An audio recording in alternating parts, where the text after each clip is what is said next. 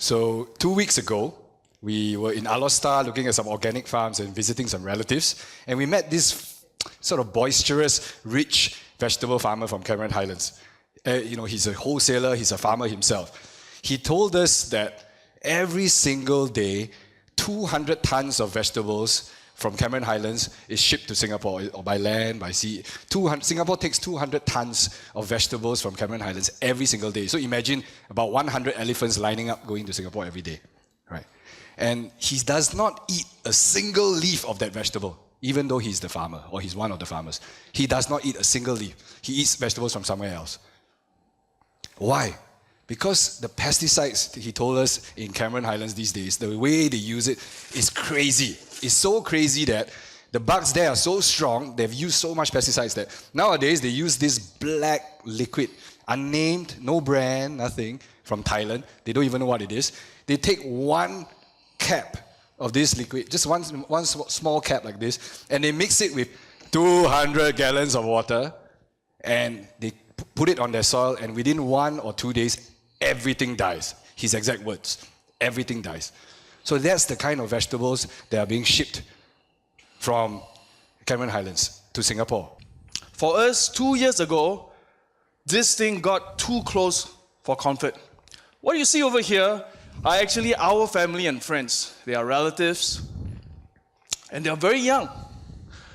The amazing thing behind all these smiley faces is that they are actually struggling with a lot of diseases. There's an alarming number of them suffering from shocking diseases that you wouldn't think would occur in young people. Take, for example, a lot of our women are having trouble conceiving. They first, how come get married, no children? They'll try all sorts of things, going all the way to IVF, and sometimes still failing with IVF. We have 20-year-olds having to go for dialysis every other day because both of their kidneys are already gone. And 30-year-olds just married with young children being told that they have cancer. Can you imagine having to raise up young kids while you yourself are battling with cancer? Even our young children are not spared. Many of them, while they are going to school, every morning when we go to school, we will drink our Milo and eat, right? A lot of these young children, they have to be popping pills. Why? Severe skin allergies, plenty of steroids on your skin. They have to be taking plenty of antibiotics, and not just your normal kind, the kinds that are reserved for superbugs. All of them getting sick more often and taking longer for them to recover. We have one nagging thought. And what is that nagging thought? The nagging thought is that our food is slowly killing us. So we completely lost trust in our food system, and I'm sure many of us have that suspicion, but we went from suspicion to feeling betrayed. I was going to ask if there's a doctor in the house. No, I'm just joking. It's interesting because it was 6 years ago when I was pregnant with my first child that I discovered that the most commonly used preservative in baby care products mimics estrogen when it gets into the human body.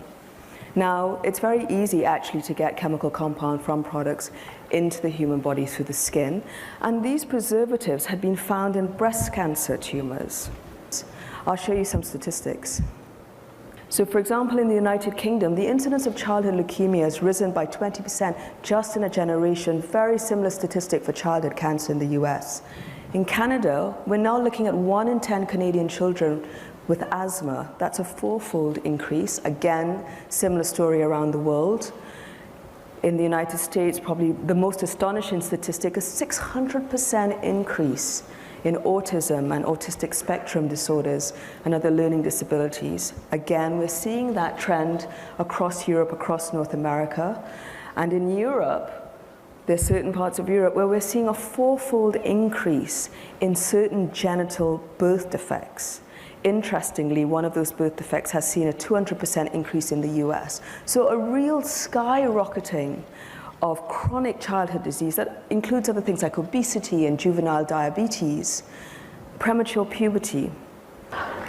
In fact, my involvement in the whole pesticide issue was sort of a surprise as well when I was approached by the largest chemical company in the world, and they asked me if I would evaluate how atrazine affected amphibians or my frogs.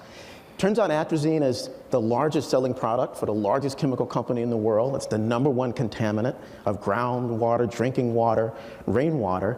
In 2003, after my studies, it was banned in the European Union, but in that same year, the United States EPA re-registered the compound.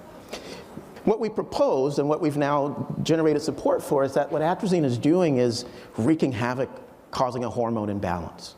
Normally, the testis should make testosterone, the male hormone.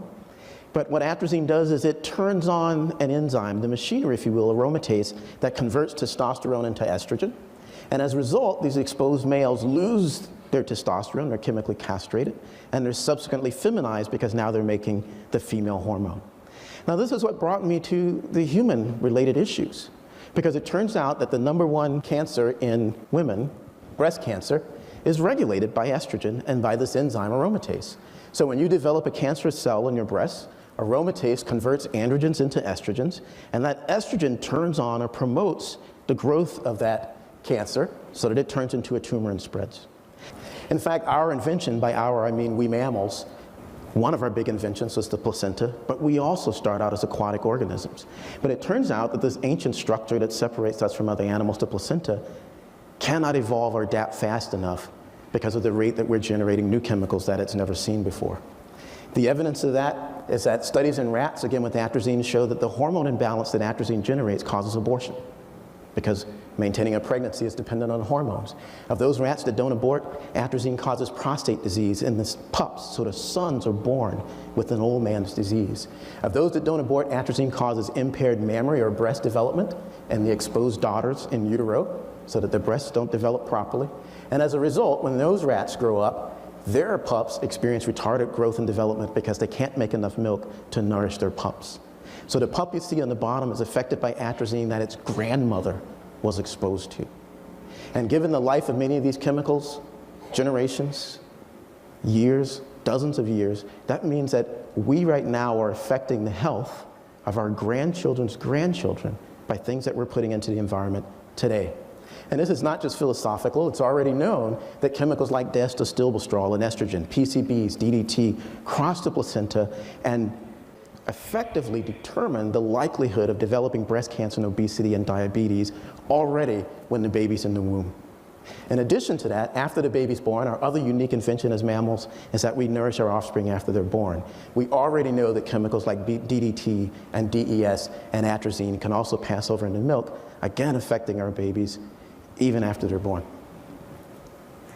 So when you realize that chemicals can pass the placenta and go in to your unborn child, it made me start to think, what would my fetus say to me? What would our unborn children say to us when they have an exposure that's happening every day, day after day?